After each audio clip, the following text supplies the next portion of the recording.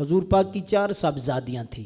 پہلی جو صاحبزادی حضرت سیدہ زینب تھی، حضرت رقیہ تھی، حضرت ام کلثوم تھی، اور چوتھی شہزادی حضرت سیدہ کائنات سیدہ فاطمۃ الزہرا تھی۔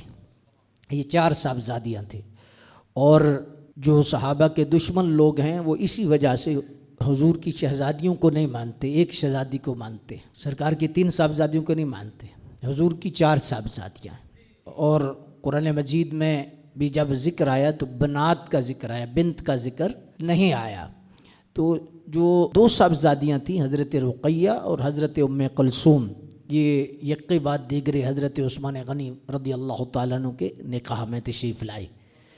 اور پھر جب سرکار پاک صلی اللہ علیہ وآلہ وسلم نے سیدہ رقیہ کا نکاح کیا تو آپ نے اسپیشل بلا کے فرمایا، آپ نے فرمایا بھی تیرے نکاح میں وہ مرد آیا ہے جس سے میرا رب بھی پیار کرتا ہے اور جس سے فرشتے بھی حیا کرتے ہیں۔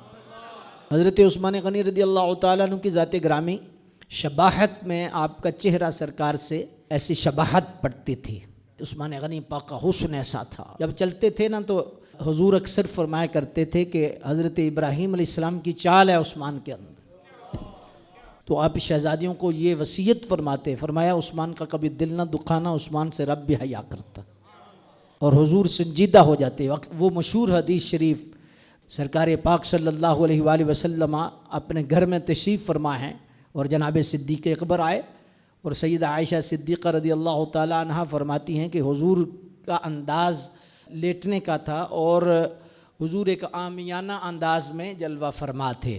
جی جیسے عام اگر لفظ آپ کہیں تو ریلیکس ہونا ہے، ریلیکس انداز میں حضور جلوہ گر تھے کہ آپ کی پنڈلی مبارک سے تہمد مبادل سرکہ ہوا تھا کہ سرکار پاک ایسے ٹیک لگا کے تشریف فرما تھے۔ صدیق اکبر تشریف لائے تو حضور اسی جگہ تشریف فرما ہوئے، فاروق اعظم آئے تو جب تیسری مرتبہ دروازہ کھٹکا تو پوچھا کون ہے؟ فرمایا عثمان۔ تو آپ نے فرمایا ابھی ٹھہر جاؤ۔ حضور سیدھے ہوئے، اپنی پنڈلی مبارک پر تہمد مبارک کیا، بیٹھے اور فرمایا اب آئے، آپ تشریف لائے۔ اللہ اکبر۔ بعد میں سیدہ عائشہ صدیقہ رضی اللہ تعالی عنہا نے عرض کیا کہ یا رسول اللہ کیا وجہ ہے کہ یہ جو فرق میں نے دیکھا ہے؟ فرمایا عائشہ عثمان سے میں کیوں حیا نہ کروں، اللہ کے فرشتے بھی عثمان سے حیا کرتے۔